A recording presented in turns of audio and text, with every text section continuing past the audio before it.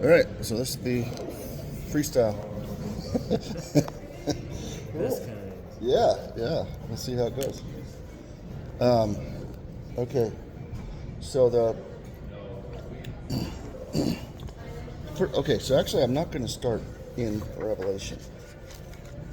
We're going to go to Daniel. Shoot, I really going to need my phone. How am I going to do this? Where's this? Where's the one where he comes on the clouds? Where's that chapter? You just read Daniel. We could try 7, but there's also Nebuchadnezzar's. Here it is. It is 7. You nailed it. 7 verse. Let's see. We can start verse 9. I think. Let's see.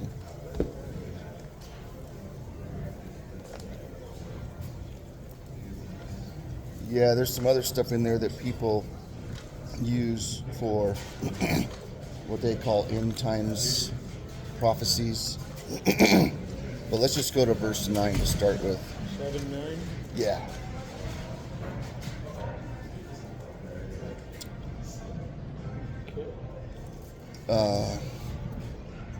Okay. Brady, you want to read 9 through 14? Sure. As I looked, thrones were set in place, and the Ancient of Days took his seat. His clothing was as white as snow, the hair of his head was like wool. His throne was flaming with fire, and its wheels were ablaze. A river of fire was flowing, coming out from before him. Thousands upon thousands attended him. 10,000 times 10,000 stood before him. The court was seated, and the books were open. Then I continued to watch because of the boastful words the horn was speaking. I kept looking until the beast was slain, and its body destroyed and thrown into the blazing fire. The other beasts had been stripped of their authority, but were allowed to live for a period of time. In my vision, at night I looked, and there before me was one like the Son of Man, coming with the clouds of heaven. He approached the Ancient of Days and was led into his presence. He was given authority, glory, and sovereign power. All nations and peoples of every language worshipped him. His dominion is an everlasting dominion that will not pass away, and his kingdom is one that will never be destroyed. So that's awesome. And that's, any guesses as to who he might be talking about there? Does that sound like, if you're thinking Bible, who would that be? There you go. Down here, Sunday school answer. Verse 13, before me was one that, like the Son of Man. Yeah. And I also have the NIV version, so Okay. that's a different version. That's the LSB. Yeah, sometimes they change some words here and there a little bit, but we'll figure that out. So So this is talking about Jesus as he came to the Ancient Days, God the Father, Ancient of Days. I would say that seems to be, yeah. Yeah, coming before the Father, given authority to rule, in verse 14, and glory, and a kingdom. The judgment, okay. The court was seated and the books were open. It sounds like a judgment. Yup. Does, doesn't it? Yeah. So,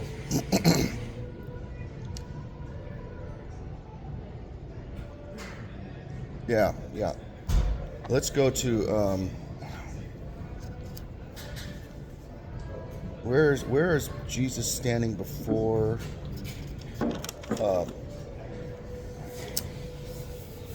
the high priest Caiaphas? Is that? I think it's in Matthew. Oh, okay. Here we go.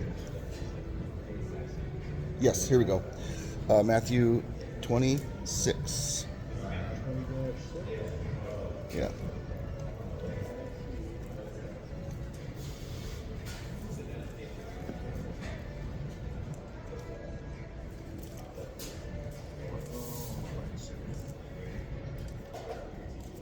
And we'll start in verse 57. Well, we can start it. Matthew 26. Yeah, Matthew 26. I thought it was 20 verse 6. Oh, sorry. Sorry, I must have said that weird. 26. And did you say verse what? Oh, let's see.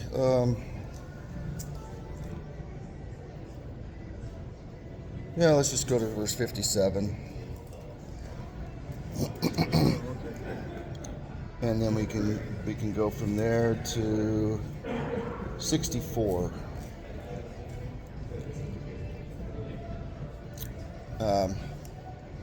Patrick, you want to read that? Now those who seized Jesus led him away to Pilate. The high priest made the scribes together who gathered together.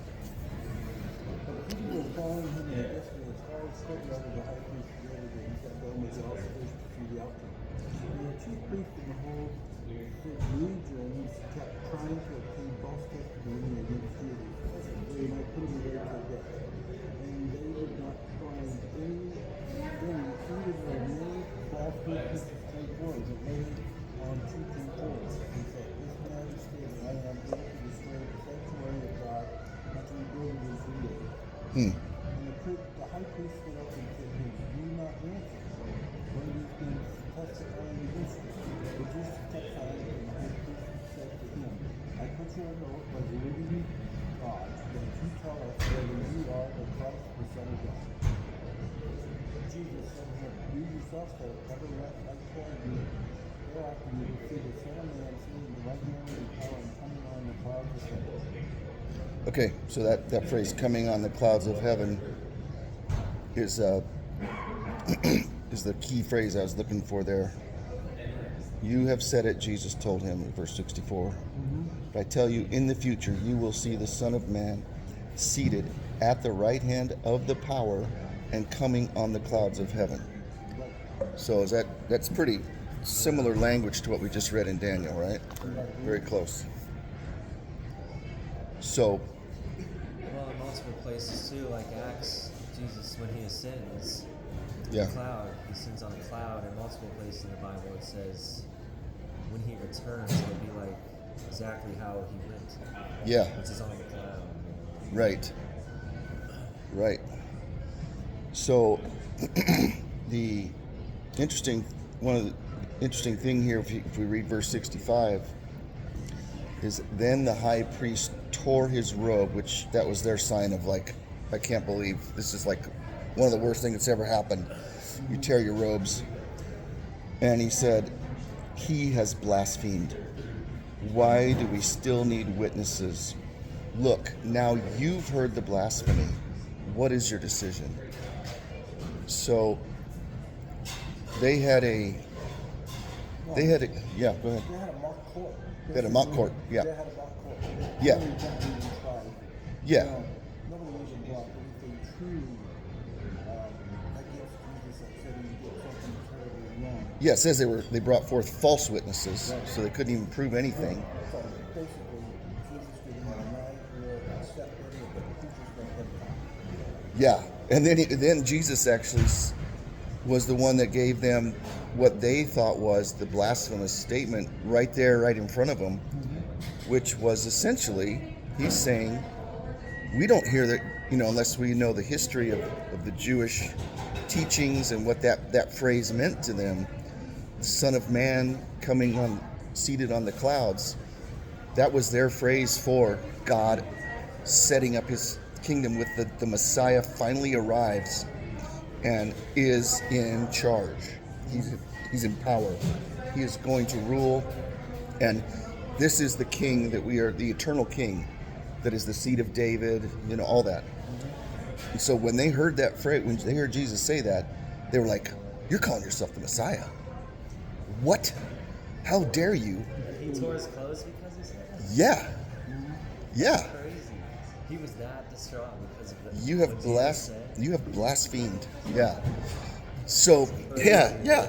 So 100 years before, they had the Maccabee, the Judas Maccabeus, and the Hasmoneans, I think, which were a group of leaders that had risen up physically to fight the Romans, and they had in like 100 AD, 100 BC, they had pushed the Romans out, and the Maccabean dynasty was ruling, and many of them expected that those were the Messiah.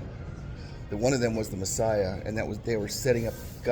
Was setting up His kingdom because they were strong. They were not putting up with anything from the Romans. They were beating the Romans back, and they looked like they were starting to rebuild the temple.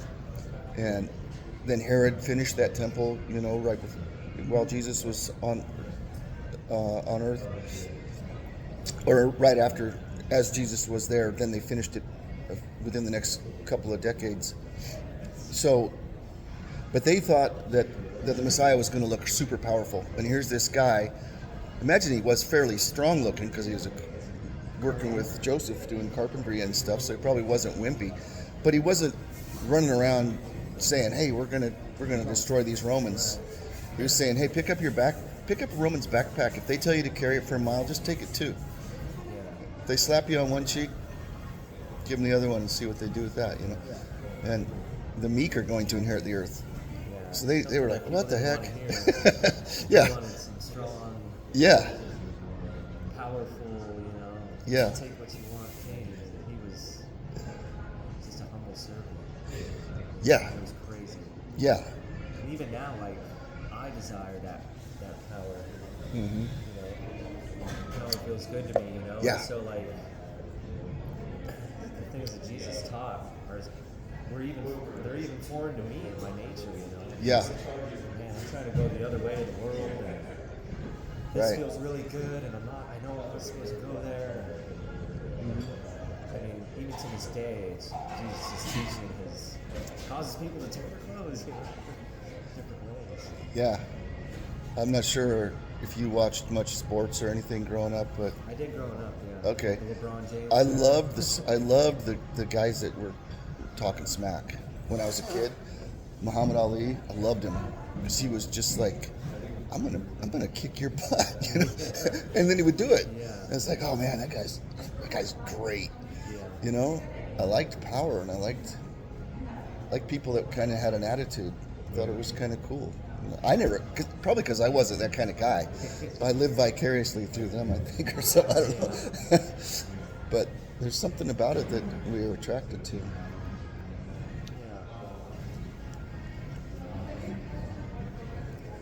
So Jesus, he's saying, essentially what he's saying is, I am the Messiah. When he says this phrase, verse 64, he's telling the whole Sanhedrin, which was the Pharisees, the Sadducees, the temple priests, and all that. Yeah, the highest of highs. It was kind of the gathering of all the political and religious power in Jerusalem, and he was just sitting there saying, I'm your king. And they're like, so, but the point with Revelation here is that, Now you're back to Revelation. well, this is all leading to it. So we may get there today. I'm not sure we'll actually get to the Revelation, but this is the lay in the background. Is that these phrases meant something to Jewish people that we don't understand unless we go back and study their history. When they say "Son of Man, seated at the right hand of power, coming on the clouds," they knew exactly what that meant. They knew that he meant, I'm the Messiah, and I'm going to judge. I'm the one who's going to judge you and everybody else, especially of the Israelites, but even the Gentiles. I'm going to judge everything. I'm the king. So we don't hear that, but they did. And that's part of the reason I was saying that. We might look at some more of that, some other, as we keep going through this, probably will. But Revelation has more phrases like this that a Jewish or Israelite person would recognize as historical phrases that mean power or that mean God in heaven. They say it, but they're not saying God in heaven. They're saying the cherubim or something like that. And then, so when John writes the revelation that Jesus gave him, he uses all this metaphorical language that we don't understand, but they did. So if we look at it that way, it gives us the ability to kind of maybe take a little different view of what it actually meant to them, because it's not written. It was written to people in the first century. So we need to know what was Jesus trying to say to them, and if we can apply principles to us, that's awesome. And you always can. Otherwise, we wouldn't even need the whole Bible, because the whole Bible was written to people long before us. Yeah, We take principles. The Bible was written for us, but not to us. It was written to the people back then, and if we can understand everything back then, why it was written the way it was back then, it'll make the application for us a lot more clearer. Right. Because we can apply it, all scripture. Right. But it's also a little messy if we're trying to read it as it was written to us today, and not Right. back then. Because just the wording and everything, the language barriers and stuff were completely different back then. Right. It was crazy. I want to say the old Hebrew didn't even have vowels. And now Right. They couldn't Hebrew write. that we have today actually has vowels to help us understand things. Yeah, they didn't write the vowels. They were in their speech, but they weren't in the written. Right. So it's completely different. Yeah. Yeah. I like Yeah. that approach too. Finding out why it was written to the people back then. To know that we're going to Yeah. know the culture and everything back then. Then that how we can translate it into our lives today. Yeah. Right. And some of if it turns out some of that is literally speaking to us about things that are going to happen in our world right now, and it was prophesied, then that's fine. I'll just be honest and tell you, I used to think I was always like hearing, this part of Revelation is talking about Black Hawk helicopters. This part is talking about tanks, and that was the best way John could describe them, because we didn't have that. He didn't have that back then, so he calls it scorpion, or he uses language or horses. And that's a metaphor for things he couldn't describe any other way, because he saw vision of tanks and Black Hawk helicopters. And I suppose that's possible, but I don't really think that anymore myself. That's probably what was going on. So I can, and you'll understand why I don't it's not just like an opinion. It actually, I'm kind of basing it on what I'm seeing and what I've learned from other people who've studied this and have a little different approach than the current Left Behind type series. The Left Behind series, did you ever hear about that? Yeah, that whole approach. So, which was the only thing I knew as a new Christian, was Left Behind. But one thing that made me start just wondering that, okay, I'm not. First of all, it just made me scared all the time. It was always like, is this guy the Antichrist? Is that going to be the Antichrist? And when I first came to the Lord, I had no Christian background at all, very little. I went to church for a couple years as a kid, so everything was brand new. I had no idea what was right or wrong and what anything meant. And so one of the people that was a big influence in my life as a new believer was really, really into end times eschatology teaching. And so it got me to where, I was going, I don't even know if we're going to be here in 2 years. Why do I need to go to college? Why do I need to save any money? Why do I need to worry about a career? And it just got me kind of off track for just living it, kind of getting my life going on there, which should have been better, because I should have been, okay, I'm not smoking pot anymore. I'm not just looking for girls that maybe could be a nice girl I know for a few months, but if it doesn't work out, fine. At least I had some fun. I mean, I changed my whole approach towards like I want to live a good life, but then I had this fear that it was all for nothing because Jesus is going to be back in a year or two anyway. So it just kind of was. My head How was. old were you? I was 19. Yeah. So, so that was one thing. But I didn't change it because it was so much a part of my understanding of being a Christian that was what's going to happen.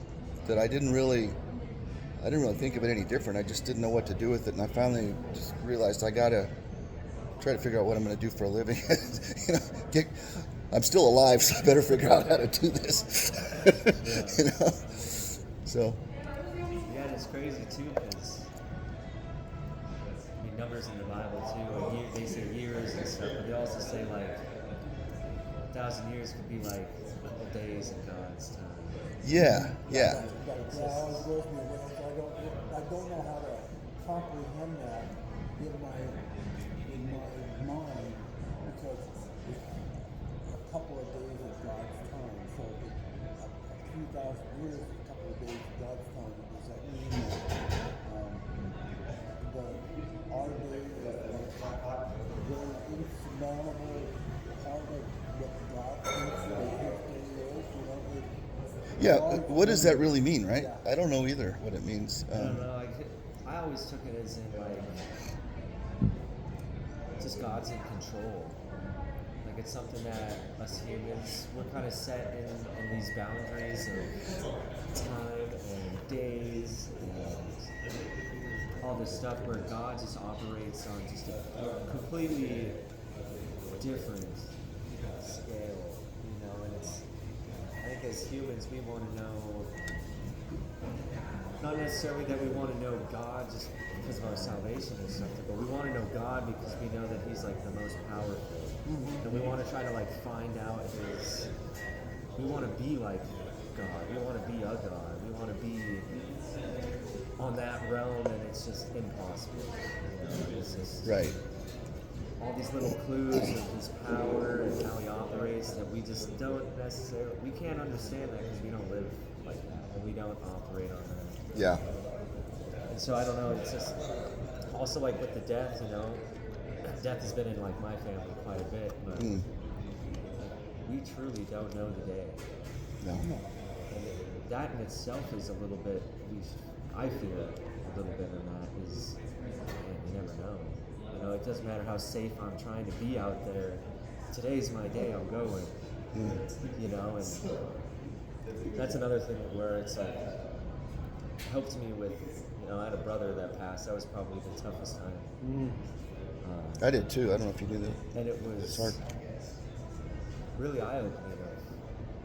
I led this life of just drugs and sin and this, and my brother learned from my mistakes, and he was, it was his time to go, and man, it really doesn't matter who you are, So he was learning. He lived different than you. He lived completely different. So he tried to avoid all the He drugs learned and stuff. from all my mistakes. Like he Okay. didn't get into the drugs. Wow. He wasn't lying to my parents. All the. Wow. I mean, I'm sure he lied. He wasn't. Sure, not perfect. Yeah. But he didn't go down the same path. He actually passed away when I was locked up, so that was even harder. Wow. But it That really. was awful. That had to be terrible. It was, but I had the Lord and His Word, and I was a new believer. And I had two options: whether to lean on God and learn more about Him, or blame God. Yeah. And I mean, I could have easily been like, like God is in control of all things. If it was His day, I'd be mad at God all day. Or Right. I could lean on God and try to fix my own life. Well, not fix my own life, but Turn to Him to turn to Him. be changed. Yeah. But just the idea of there's people dying left and right, and God's in control of all that. And so it's like that's another thing that I don't click with completely. Is like, man, Yeah. my days are numbered. I mean, God already knows that. Yeah. And if I could guess, today I'm gonna die. If I live my life like that, it's completely different than if I'm like, oh, I'm never gonna die. Or not worried about it. It's just different. Kurt and I have had this conversation over coffee a couple of times, and that is, what are the people that don't believe? How do they handle difficulty? How do they handle stress? What do they do in their lives to we lean on God when we have good times and we have bad times. The people that don't believe, I don't know how they handle it. It just blows me away about it. You know what they do? Not well. No. They don't handle it well. Mm. You know? Sometimes we don't handle it well. No, even with the Lord's help, it's still tough. Mm. Yeah. Yeah. So what does it look? What does that mean? That 1,000 years is like a day, and a day is like 1,000 years. I agree with you. I don't know for sure what that means. That's in. I don't necessarily want to turn there, but that is in 2 Peter chapter 3, verses 1 through 10. But one thing people do with that is they do go to. Okay, so all right, let's go to Revelation chapter 1.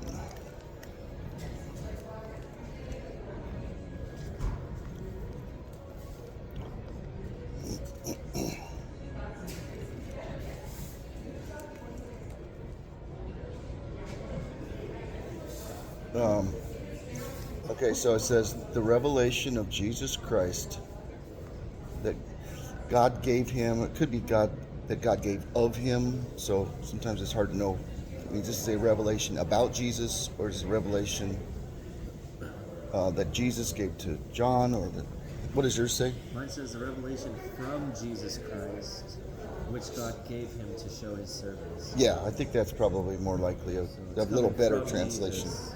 God gave, Little revelation from Jesus to show his servants. And then what does it say right after that?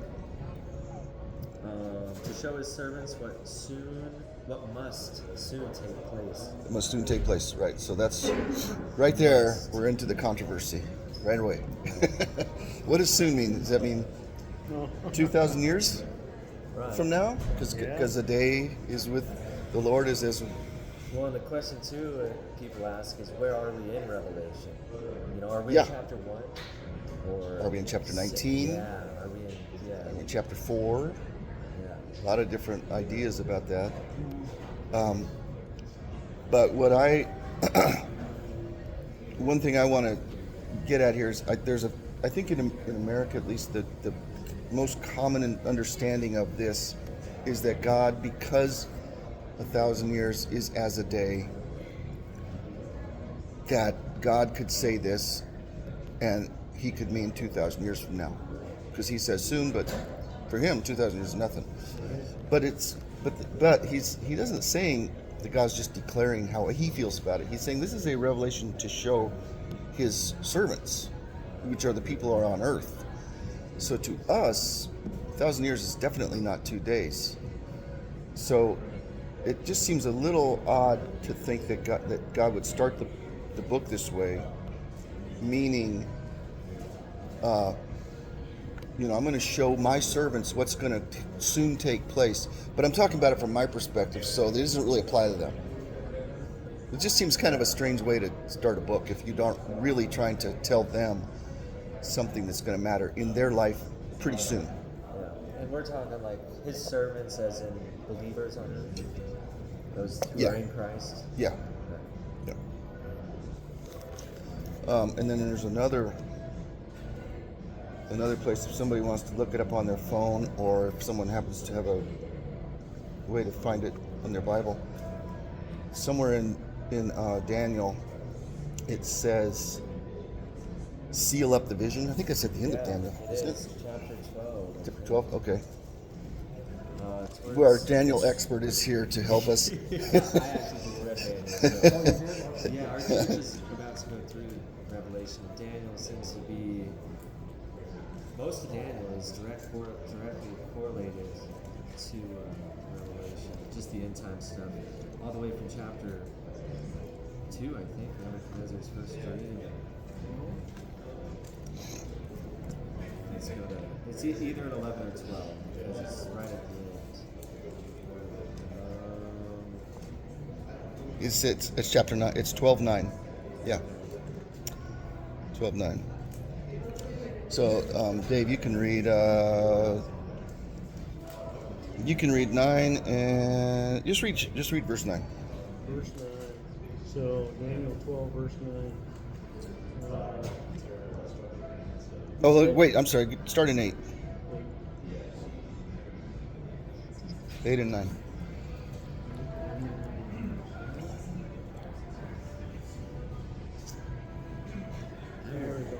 I heard, but I did not understand.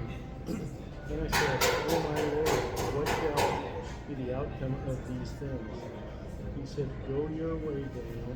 The words are shut up and sealed until the time of the end." Okay. So, oh my Lord, what will be the outcome of these things? What mine yours says what? The end of these things? I heard, but I did not understand. He said, "Go your way, Daniel, for the work." Which part? 8. 8. I heard, but I did not understand. And then I said, "Oh my Lord, what shall be the outcome Yeah, of these things?" the outcome of these things. What does yours say? I heard, but I did not understand, so I asked, "My Lord, what will be the outcome of these?" Yours says outcome as well. Yeah. So you're saying, okay. So some Bibles say, what will be the end of these things? When, basically, he's asking, when is all... He just had a whole bunch of revelation and prophecies shown to him. And he's saying, when is this all going to happen, essentially? What's crazy too is who he's talking to. Daniel. Who he's Yeah. asking. So like two guys said in verse 5, "Then I, Daniel, looked, and there before me stood two others, one on this bank of the river and one on the opposite bank. One of them said to the man clothed in linen, who was above the waters of the river, 'How long will it be before these astonishing things are fulfilled?' Yeah. The man clothed in linen, who was above the waters of the river, lifted his right hand and his left hand towards heaven, and I heard him swear by him who lives forever, saying, 'It will be for a time, times, and half a time, when the power of the holy people Yeah. had been finally broken, all these things will be complete.'" So who is this guy standing above them? The Yeah, waters, yeah. talking to the one who lives forever. Is it? Yeah. And so that's Daniel. It's a messenger from God. Daniel heard. He said, "I heard, but I did not understand." Yeah. Times, and half a time. What was that you were reading? That was Daniel, verse 5, chapter 12. 12:5? Yeah, 5 through 8. Oh, okay. Kind of get more context of that verse 8. Yeah. It's just crazy. Yeah, so hard to know exactly what that means. But let's go back to chapter 11 real quick. In Daniel. Yeah. 11. Daniel 11. And this is where I think Gabriel's talking. Oh, Michael's talking to him. We'll start in verse. Let's start in verse 1, I guess. I'll read it. So this is Michael talking to Daniel. "In the first year of Darius the Mede, I stood up to strengthen and protect him. Now I will tell you the truth. 3 more kings will arise in Persia, and the 4th will be far richer than others. By the power he gains through his riches, he will stir up everyone against the kingdom of Greece. Then a warrior king will arise, and he will rule a vast realm and do whatever he wants. But as soon as he is established, his kingdom will be broken and divided up to the 4 winds of heaven, but not to his descendants. It will not be the same kingdom that he ruled, because his kingdom will be uprooted and will go to others beside him." So that little phrase right there, that little section right there, is almost universally agreed upon by Bible scholars that it's talking about Alexander the Great. Right. So this is a vision being given to Daniel, about 200 or 300 years before Alexander the Great. Yeah, 323 BC is the death Okay. of Alexander the Okay, and Daniel got this. When does it say Daniel was written at the beginning of Daniel? Does it tell you?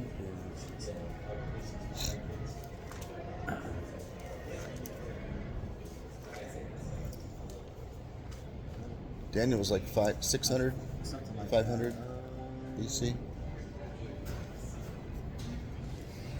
627. 627 BC. 7.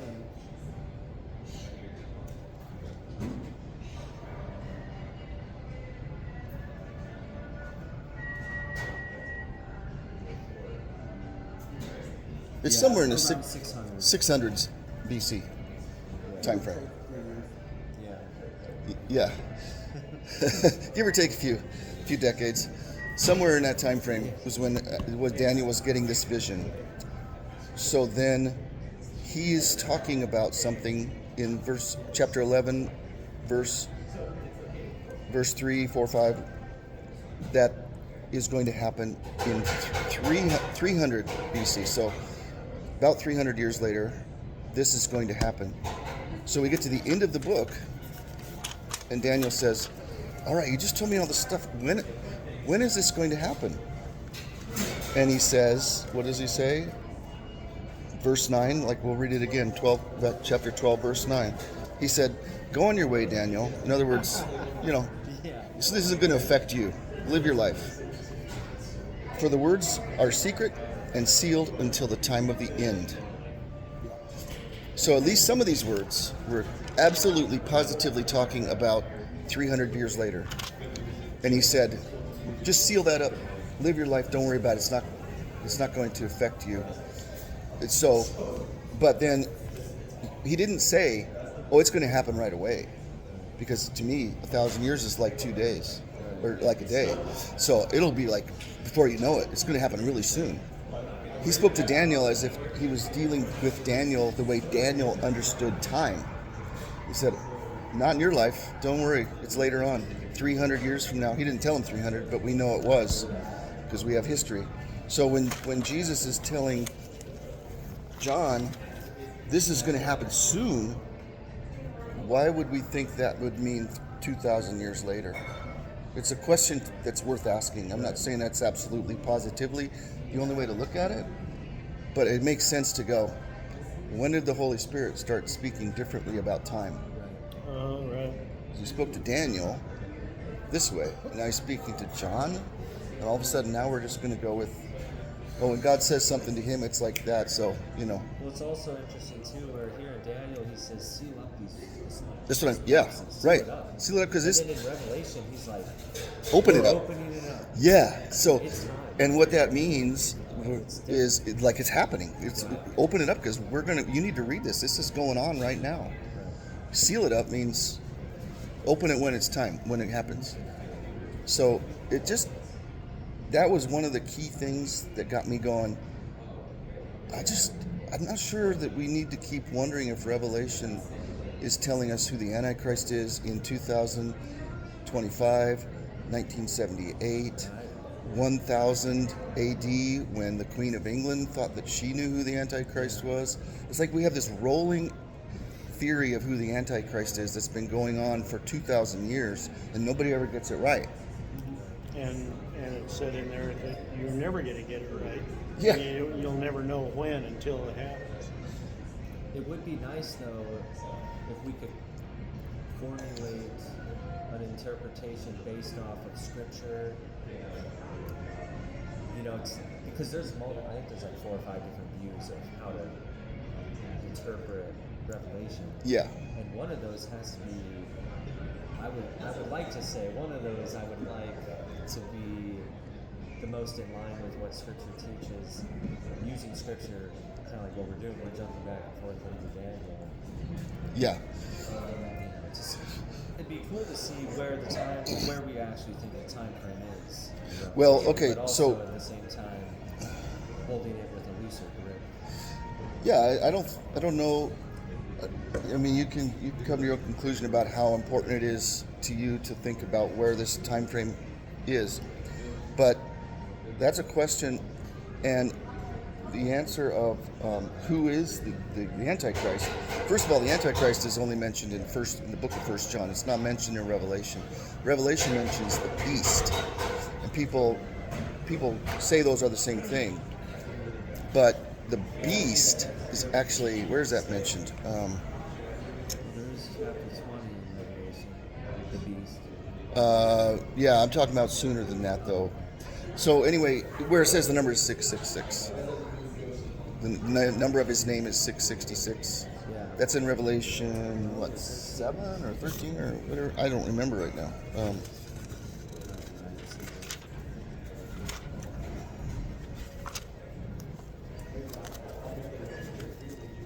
Somebody should be able to find that.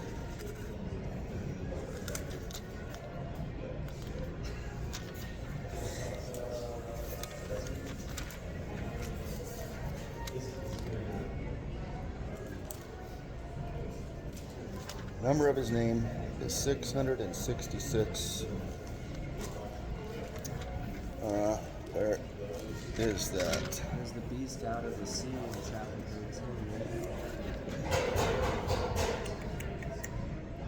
13. That might be it.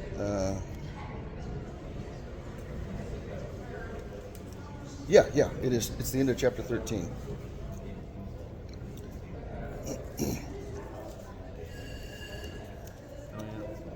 Chapter 13, verse 18. Here is wisdom. The one who has I'll let you get there. It's the very last verse in chapter 13. Here is wisdom. The one who has understanding must calculate the number of the beast, because it is the number of a man. His number is 666.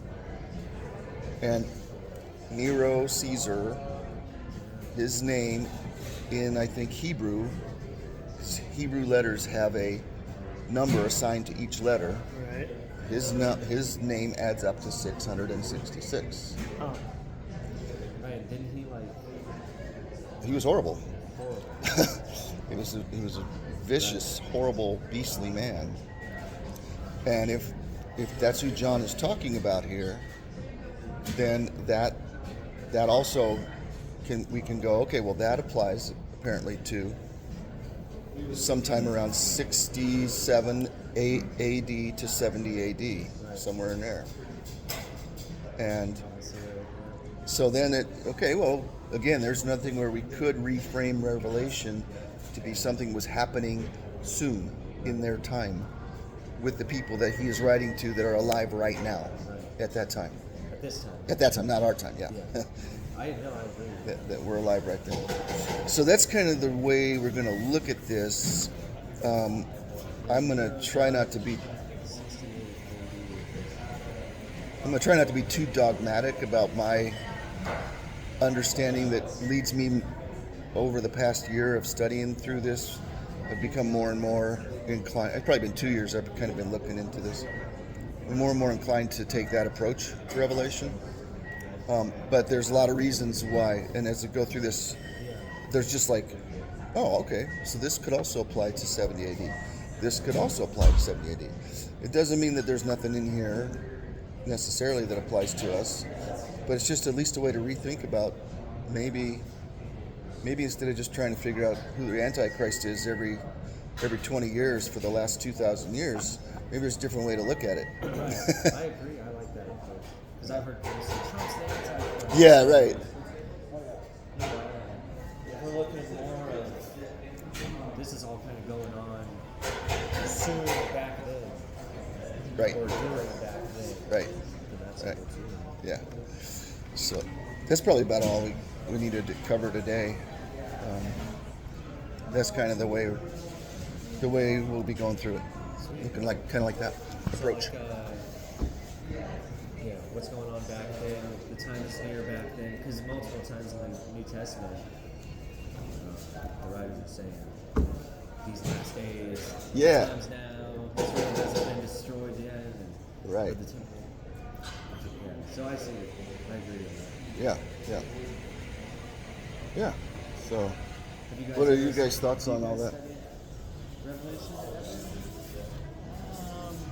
maybe a bit, but Not in depth. See, and I've noticed a lot of people don't study because it always seems so confusing. I think that's the big That's barrier I gave is- up on it like after after I said when I started off I was learning a lot about that and the end times, and it got me so focused on that I wasn't really focused on my life in Jesus and how to live as a godly man. I was more focused on I gotta tell everybody Jesus is coming because they're all gonna die, which is true. We are all gonna die, but it isn't necessarily going to be in the next 2 weeks.